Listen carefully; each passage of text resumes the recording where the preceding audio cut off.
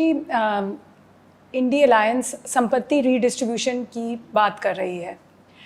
आपको क्या लगता है ये मुमकिन है, और जो ये देश के जो मतदाता हैं ऐसी प्लान से प्रभावित होंगे?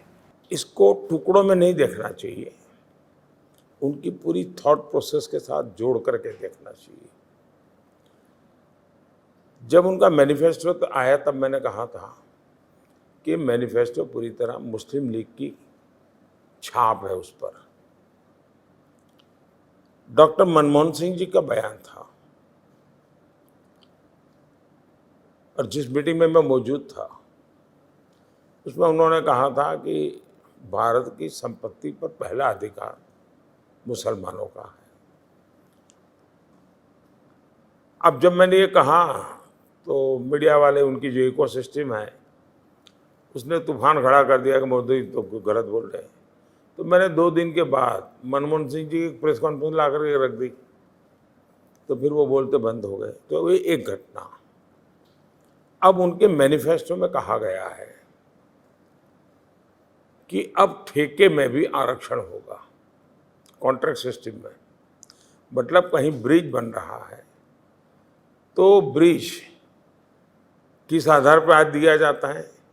जो कंपनी लेना चाहती है उसमें रिसोर्सफुल है कि नहीं, एक्सपीरियंस है कि नहीं, कैपेबिलिटी है कि नहीं है, वे इस काम को समय पर करने की उनकी क्षमता है कि नहीं है, इन सब को देख करके उसको टेंडर मिलता है, तब जाके वो।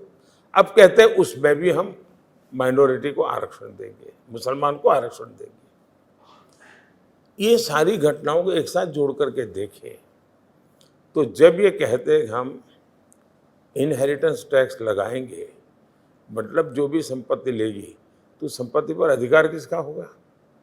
जो मनमोहन सिंह जी कहा था उनका होगा। अगर ये सीधा सीधा पूरा कैनवास पर रखो तो इसका लॉजिक यही निकलता है।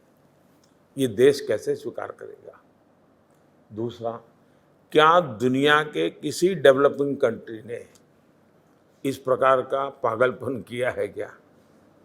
आज तो भारत को मेहनत करके अपनी समस्याओं से बाहर निकलने की जरूरत है। हमने कोशिश करके 25 करोड़ नागरिकों को गरीबी से बाहर लाए हैं।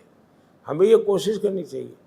पहले जहां सैकड़ों स्टार्टअप्स थे, आज 1.25 लाख से ज़्यादा स्टार्टअप्स हैं, यूनिकॉर्न्स हैं।